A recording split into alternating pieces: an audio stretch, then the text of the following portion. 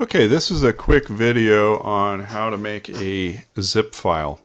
For the larger assembly projects in this class, I give you instructions to upload a single zip file that has all of the components that go into this assembly.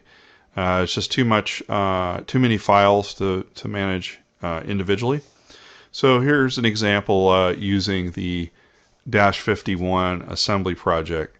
So the Dash 51 is made up of all the other components you see in this folder. So what I'd like you to do is you're going to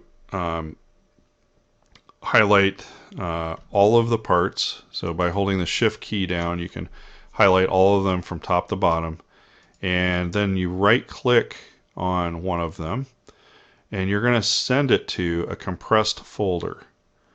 So you're going to pick that compressed folder and it's going to name it based off which component that you had right clicked on and by default. So if you do that carefully, it'll be named with the name of that project's name, and within that will be all the components in an envelope there. Okay, so what you're going to do is when you go to Canvas, you're going to upload this compressed zip file and it'll contain everything that we selected there. Okay, so if you go to, for example, our assignment,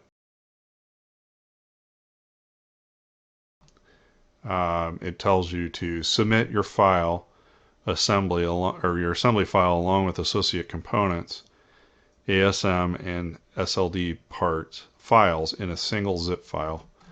So when you go to start assignment, you're going to be restricted to choose this compressed zip file right here.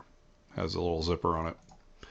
Okay, hope that helps. You're going to apply this to any of the assembly projects that are restricted to only a zip file.